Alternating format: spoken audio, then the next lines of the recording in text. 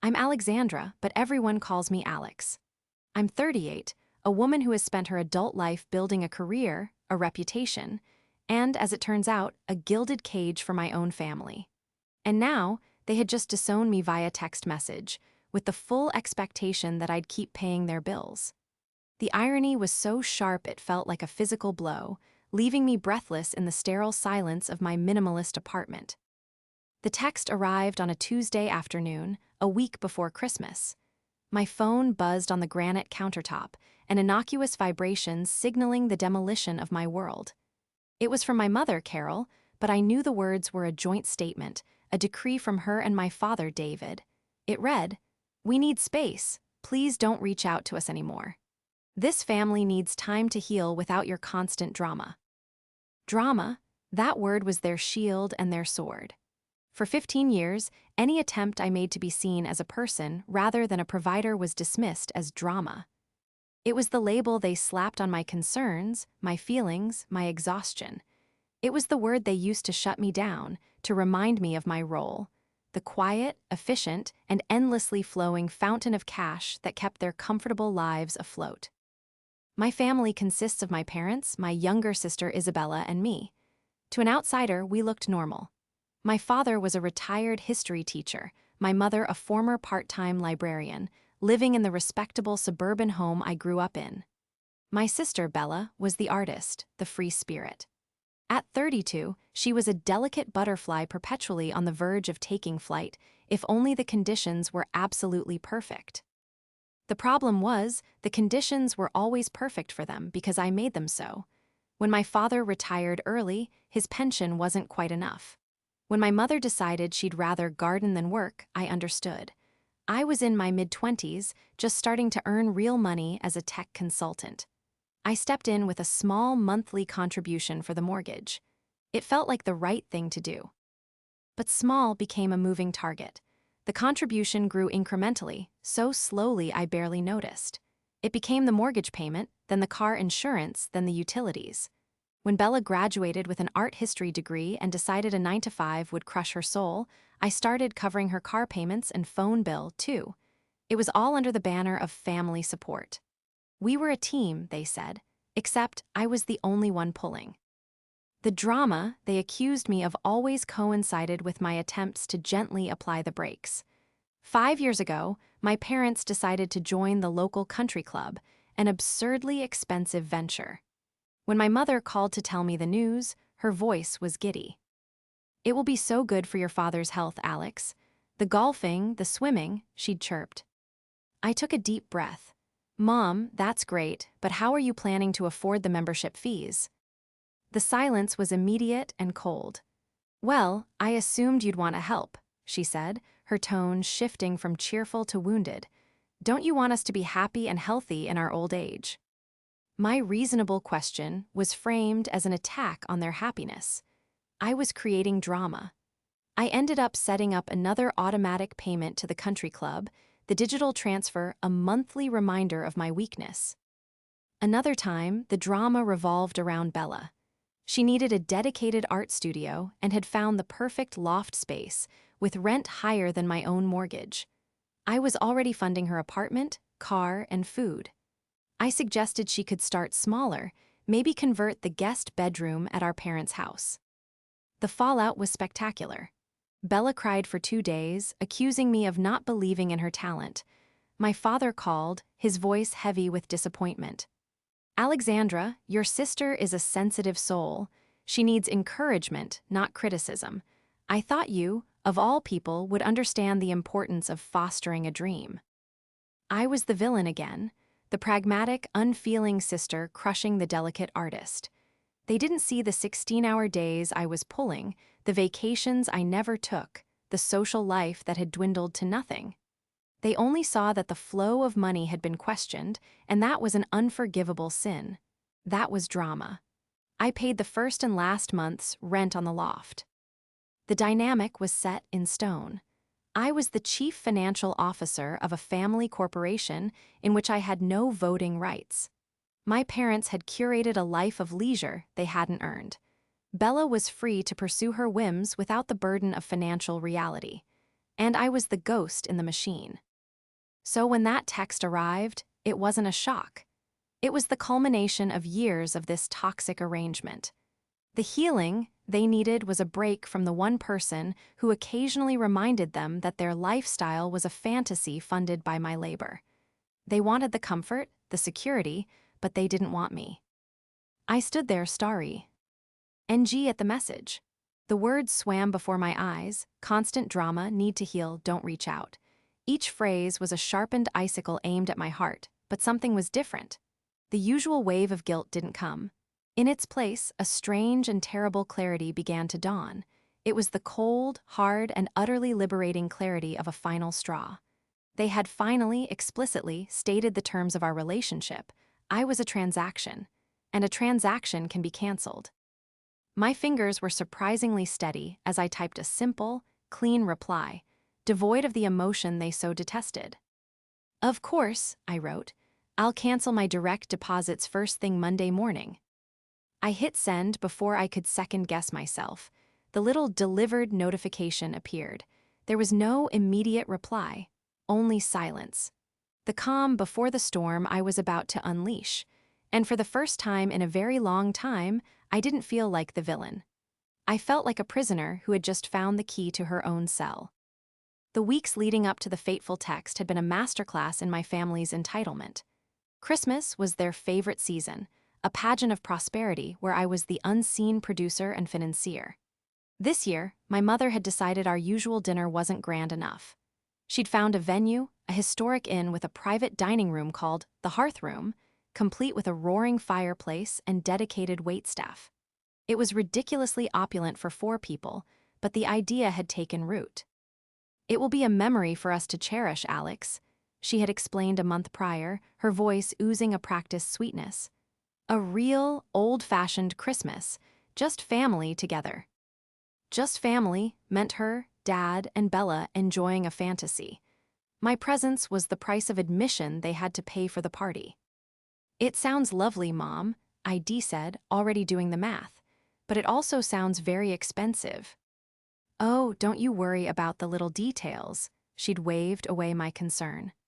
"Bella has been handling the arrangements. She has such a wonderful eye. She said they just need a deposit to hold the date." A classic maneuver. Involve Bella to make it harder for me to object. Questioning the expense would now be an attack on Bella's hard work. My sister sent me a link to the venue with a single-sentence email. "Deposit is $2,000. They need it by Friday.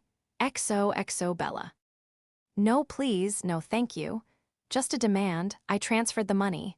To refuse would be to start a firestorm. It would be drama. The tension escalated a week later. I was on a conference call when my phone began buzzing incessantly. It was Bella. On the 5th call, fearing an emergency, I excused myself and answered. "Alex, I'm at the mall, and I found the perfect dress for the Christmas dinner," she gushed. "It's this gorgeous velvet green, but there's a problem. Mom's card was declined." I pinched the bridge of my nose. I had paid my mother's credit card bill in full less than 2 weeks ago. "Declined? Are you sure?" "Well, yeah, she and Dad did a little pre-Christmas shopping for themselves," Bella said casually. "Anyway, the dress is on hold, but only for an hour. Can you just call the store and pay for it? It's for the family dinner after all. We all have to look our best." We did not include me. I had already planned on wearing a simple black dress I'd owned for years. "Bella, I'm in the middle of a meeting," I said, my voice tight. "How much is the dress?" She hesitated. $750. $750 for a dress she would wear once. A dress for a dinner I was already paying thousands for. Something inside me, a small, weary part, finally stirred. "No," I said. The word hung in the air, unfamiliar and stark. "What do you mean, no?" Bella's voice was flat with disbelief. "I mean no, Bella. I'm not buying you a $750 dress. That's an outrageous amount of money. You all need to start thinking about a budget." This was the drama in its purest form. I had introduced the forbidden concept of financial accountability. "I can't believe you," she whispered, her voice thick with manufactured hurt. I'm just trying to make Christmas special, and you're being so cheap. It's not like you can't afford it. It's not about being mean, Bella. It's about being responsible. Fine, she snapped. I'll just tell Mom you said no. I hope you're happy, ruining everything. She hung up. I knew what would happen. Bella would report my transgression, painting me as a cruel monster. My reasonable boundary would be twisted into an act of aggression. The inevitable call from my father, the family's designated dispenser of disappointment, came that evening. He didn't yell. He used his quiet, sorrowful tone that made me feel like a failure. Alexandra, he began, your mother is very upset. Your sister is heartbroken. All they are trying to do is create a beautiful family memory, and you meet them with such hostility. Dad, it was a $750 dress, I argued, my voice sounding weak. They maxed out a credit card in less than 2 weeks. That's a fact. Money is not the point, Alex, he said, sighing. The point is generosity of spirit. The point is family. You seem to think that because you contribute, it gives you the right to dictate how we live. Your constant negativity is draining. It creates so much drama. There it was, the brand they had seared onto my identity. I wasn't their daughter, I was a source of negativity. My contribution wasn't a gift, it was a weapon they accused me of wielding. The conversation ended as it always did, with me feeling small and wrong. I didn't apologize, not this time. I just said, I have to go, Dad, and ended the call. That was the Saturday before the Tuesday text. The silence that followed was heavy and ominous. I knew they were conferring, reinforcing their narrative of my cruelty. This time, however, the anger I felt wasn't dissolving into guilt. It was hardening into resolve. When the text finally came, it felt less like a surprise and more like an official verdict. They had found me guilty of creating drama. The sentence was exile, but as I read the words, I realized they had made a catastrophic miscalculation. They had banished the person, but forgotten they were shackled to the person's bank account. It was a mistake I was more than happy to correct. The phone felt unnaturally heavy. We need space to heal without your constant drama. My first reaction was a hollow ache. The years of conditioning kicked in, the guilt whispering at the edges of my mind. Maybe Dad was right. Maybe I am too negative. Maybe I should have just bought the dress. I sank onto the sleek sofa in my living room, a piece chosen for its professional look, not comfort. My entire apartment was a stage set for a life I was too busy funding to actually live. The pristine walls, the abstract art I disliked, the windows overlooking a city I never explored. It was all just a beautiful, empty box my sacrifice had bought. The pain in my chest slowly morphed, sharpening into a hot point of pure, icy rage. The anger of 1,000 slights, a million casual assumptions, and a decade of thankless servitude. They needed to heal. Heal from what? From the stress of having every bill paid on time, from the trauma of a fully stocked refrigerator. Heal from the person who sacrificed her own youth so they could live in a consequence-free wonderland. The hypocrisy was breathtaking. They had used me, bled me dry, and now cast me aside like garbage, all while positioning themselves as the victims. And that's when I knew I was done. It wasn't a dramatic epiphany, but a quiet, profound shift deep within my soul. The part of me that had always craved their approval simply died, leaving behind something hard and unbreakable. I thought about the word space. It was the one thing they had asked for that I could give them in abundance. I picked up my phone again. I didn't plead or ask for an explanation. I gave them exactly what their words implied. A business transaction was being terminated. Of course, I'll cancel my direct deposits first thing Monday morning. I hit send. The finality was terrifying and exhilarating. For the first time, I wasn't playing their game. I had flipped the whole board over. An adrenaline of liberation coursed through me. Canceling the deposits was the first step, but there was an emotional severance that needed to happen too. My mind flashed to my parents' garage, a place where forgotten things went to die. Tucked away in a corner were several sagging cardboard boxes. Our entire family history. photo albums my mother had meticulously assembled, shoeboxes of loose snapshots, dozens of VHS and high-8 tapes with the only recordings of my first steps, of Bella's toddler squeals, of Christmases past when our family felt real. And at the bottom, wrapped in a faded dish towel, was my grandmother's recipe book, its pages soft and stained with vanilla and butter. My family hadn't looked at these things in years. I had been telling my mother for years that I wanted to have them professionally digitized to preserve our memories. "Oh, that's a nice idea, honey," she would say, her attention already drifting. "We'll get around to it." They never did. Now I realized those memories were in danger. Not from time or decay, but from sheer neglect. Or worse, in a fit of pique, they might throw them out just to spite me. Those weren't just their memories. They were mine, too. I wasn't stealing them. I was rescuing them. I grabbed my car keys, my purse, and a stack of empty plastic bins. The drive to my parents' house, a journey I usually made with weary obligation, now felt like a grim mission. It was nearly 8 p.m. I knew they had a weekly bridge game at the country club I paid for. The house would be empty. I parked a block away and used the spare key they insisted I keep for emergencies. The house was quiet. I went straight to the garage, working quick. I transferred the contents of the old boxes into my sturdy bins. I handled each album, each tape, each photograph with a reverence my family had long since abandoned. When I lifted my grandmother's recipe book, its familiar weight felt like a sacred artifact. I loaded the bins into my car. As I drove away, I didn't look back. They wanted space. I had just removed the last pieces of our shared soul from their home. The financial cut would be a shock. But the discovery of this loss, I suspected, would be the blow that truly landed. The rest of the week passed in a surreal calm. At work, I was a model of efficiency. In the evenings, I methodically dismantled the financial scaffolding that held up my family's existence. Wednesday night, I poured a glass of wine, opened my laptop, and logged into my online banking. The screen glowed with a list of my scheduled payments, a digital ledger of my servitude. I started at the top.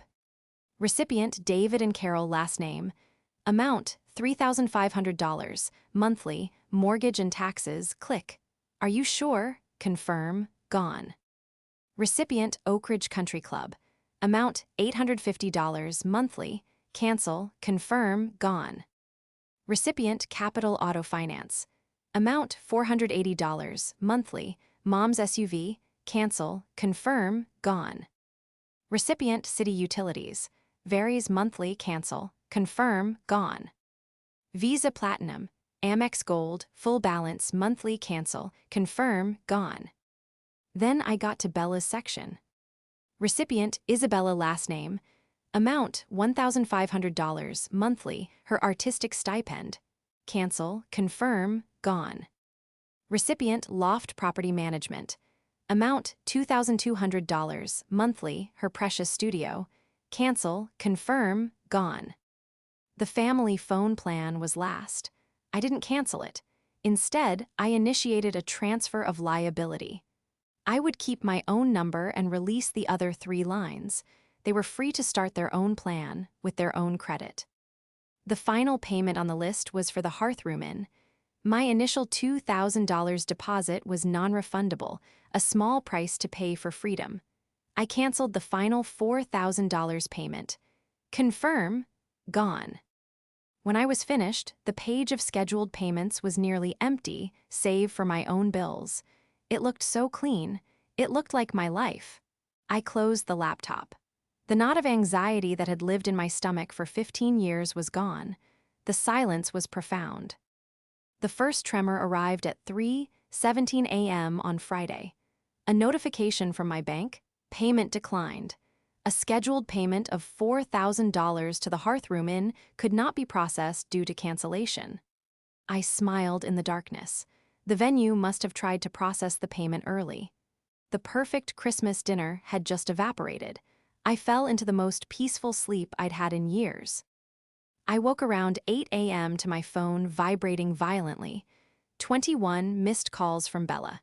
As I stared at the screen, a new call came through. I let it go to voicemail. A string of texts poured in. Alex, call me right now. The inn just called Mom. They said the dinner is canceled. What did you do? Mom is crying. You have to fix this. You are ruining Christmas. I hate you. The messages were a predictable cocktail of panic and melodrama. She wasn't asking if I was okay. She was just angry that the party was over. I felt nothing. It was like watching a storm from behind thick glass. I waited for a lull, then composed a single reply. Wishing you all the distance you asked for. I put my phone on Do Not Disturb, silencing the inevitable onslaught. This was just the beginning. This was about a canceled dinner party. They hadn't even checked their bank accounts yet, and they certainly hadn't gone into the garage. My silence acted like a lit match in a fireworks factory. My family, accustomed to my immediate capitulation, had no framework for this new reality. The digital assault intensified, branching out to my parents. First, the voicemails. Bella's were tearful and hysterical. Alex, how could you do this to us? This is all because of that stupid dress, isn't it? You've made your point, now just fix it. My mother's voice was shaky with fury masked as victimhood. Alexandra, I don't know what kind of cruel game you're playing. To cancel our Christmas celebration out of spite is the most childish, selfish thing you have ever done. We are deeply, deeply hurt. My father sent a single, frigid text. Your behavior is appalling. We are finished. Finished? As if there was anything left to finish. I saved the voicemails and screenshotted the texts, filing them in a folder labeled Receipts. The real pandemonium began Monday morning when the automated emails from the banks started rolling in. Payment due. Account overdrawn. A new wave of messages began around 10 a.m., the tone shifting from frantic to apocalyptic. From Bella, the landlord for my studio, called. The rent check bounced. Alex, what is going on? From my mother, the bank just called. Our mortgage payment was returned. I thought you were just being dramatic. You can't just do that. From my father, call me immediately. This has one far enough. They still didn't get it. They thought this was a negotiation tactic. The idea that this was permanent was beyond their comprehension. They had relied on me for so long that my support felt like a fundamental law of their universe, and the sun had just gone out. I maintained my silence.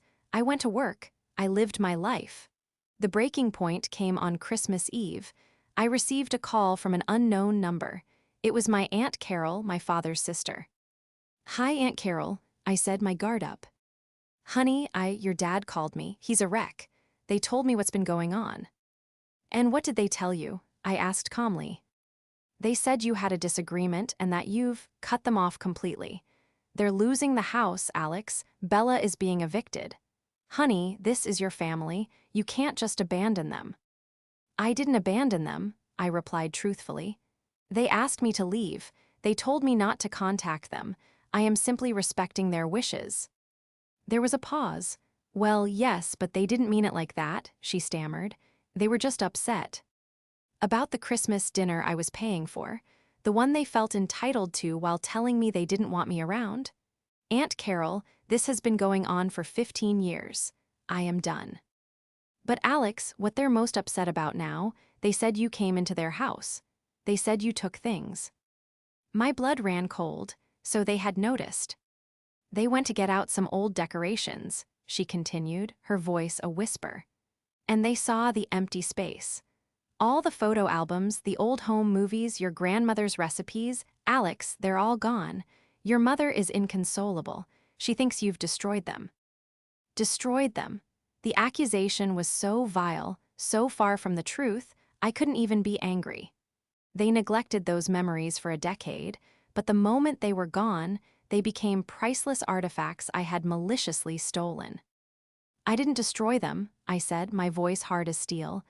I rescued them. They are safe. They are with me. Oh, thank goodness, she breathed. Well, you have to bring them back, honey. This has torn your mother apart. She said, it feels like you've erased her life. My life was in those boxes, too, I shot back. And I was the only one who cared enough to preserve it. They didn't even notice they were gone for a week. Does that sound like something they cherished? She didn't have an answer. Let them know the memories are safe, I said, my tone final. And let them know that this is the space they asked for. Goodbye, Aunt Carol. I hung up. The confrontation had finally happened. The money was a shock, a logistical nightmare. But the photos, the videos, the recipes, that was their legacy. It was the proof of the happy family they pretended to be. I had taken their narrative. And that was a wound far deeper than any bank statement could reveal. Christmas Day was the quietest I'd had in my adult life. I woke up late and sat with the plastic bins I had rescued. One by one, I opened them. The scent of old paper filled my apartment. I lifted out the first photo album. There I was, a gap-toothed 7-year-old, next to a beaming 4-year-old Bella. My dad, younger and happier, teaching me to ride a bike. My mom and grandmother laughing in the kitchen. A wave of sadness washed over me, a clean grief for a family that used to be. For hours, I sat on the floor, surrounded by my past. I wasn't erasing their lives, I was bearing witness to them. My phone remained on Do Not Disturb. The calls and texts had stopped being about money and were now exclusively about the stolen heirlooms. From Bella, give us back our memories, you thief. From my father, those belong to this family. You have no right. From my mother, you have taken everything from me. I will never forgive you for this. Their pain was palpable, but so was their hypocrisy. They had never once acknowledged the text they sent me. In their minds, their initial cruelty had been erased, overwritten by my reaction to it. The day after Christmas, I took the most precious items, my grandmother's recipe book, the oldest albums and tapes, and placed them in a safe deposit box. The rest, I began the painstaking process of digitizing. I was doing what I had always said I would do, preserving our history. A few days later, an email landed in my inbox. Subject, an attempt at peace. It was from my father, my heart hammered. For a foolish second, I thought it might be an apology. I opened it. The letter was a long, rambling masterwork of self-pity. He wrote about his shock and hurt, my mother's devastation, their financial ruin, foreclosure notices, collection calls, Bella moving back home. Then came the pivot. And while your actions have been incomprehensibly cruel, he wrote, your mother and I, as your parents, are willing to find it in our hearts to forgive you. We are willing to move past this. All we ask is that you restore the financial support you know we rely on. And most importantly, return the family heirlooms. If you do this, we can begin the process of healing. We can be a family again. I read it 3 times. They were forgiving me.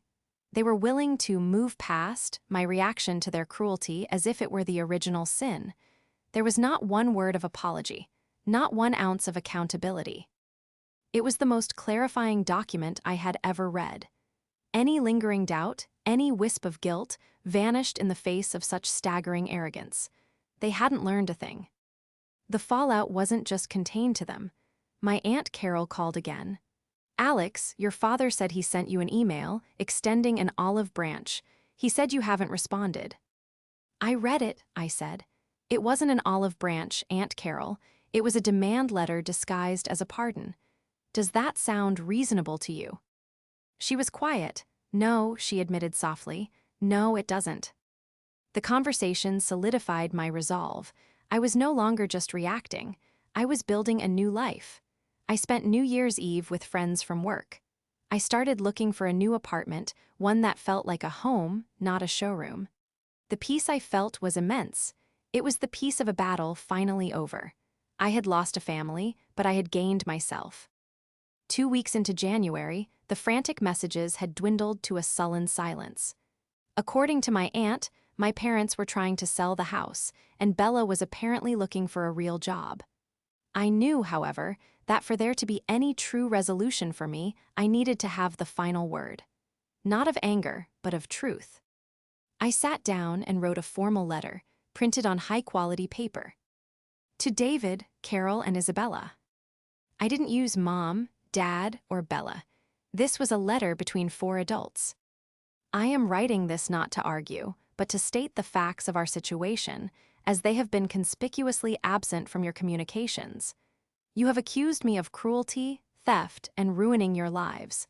You have demanded I return to my former role, and in exchange, offered me your forgiveness. It is now my turn to speak. I laid it all out, calmly and methodically. I attached a printed spreadsheet listing every major expense I had covered for a decade: the mortgage, the country club, cars, credit cards, Bella's rent and stipend, the new roof, the emergency dental surgery. The final tally was staggering. On the other side, a column titled Incidents of Drama listed every time I had been berated or guilt-tripped for daring to question an expense. June 2018, questioned country club. Response, accused of wanting parents to be unhappy. March 2021, suggested affordable art studio. Response, accused of crushing Bella's spirit. December 2024, refused $750 dress. Response, accused of being mean and ruining Christmas. I continued, you have demanded the return of the family heirlooms. You are correct, they are your memories. They are also mine. For a decade, these items sat in a damp garage, neglected. I took them not to harm you, but to save them. The photos are being digitized. The videotapes are being converted. Grandma's recipe book is in a climate-controlled safe. I am not the destroyer of our family's history. I am its sole curator. Your text on December 19th was a statement of fact. You told me you needed space and that I should not contact you. You stated the family needed to heal from my constant drama. I have honored that request. The consequences you are now experiencing are a direct result of the terms you yourselves set. You cannot demand my absence and my money in the same breath. You wanted me out of your lives. This is what it looks like. Finally, I laid out my terms. The financial support will not be restored. That chapter is permanently closed. You are 3 able-bodied adults. It is time you assume responsibility for your own lives. As for the heirlooms, they represent a family. The family in those photographs does not resemble the one we have become. Therefore, the originals will remain in my care. Once the digitization is complete, I will provide all of you with a full digital copy, free of charge. You will have access to every memory. The physical items will be returned on one condition: that the 3 of you engage in meaningful, long-term family therapy with a licensed professional. If, and only if, a therapist can attest to a genuine breakthrough and a demonstrated commitment to change and accountability, I will personally deliver the originals to you. The choice is yours. You can continue to see me as the villain, or you can begin the difficult work of looking at yourselves. My own peace is no longer contingent on your decisions. I signed it simply, Alexandra. I made 3 copies and sent them via certified mail. There would be no claiming it got lost. Sending that letter was the final act of my liberation. I had taken back the narrative.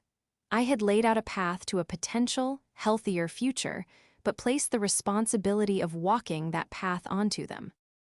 I don't know if they will ever take that path. A part of me hopes they do, but I am no longer waiting. I have sold my sterile apartment and moved into a cozy place with a small garden.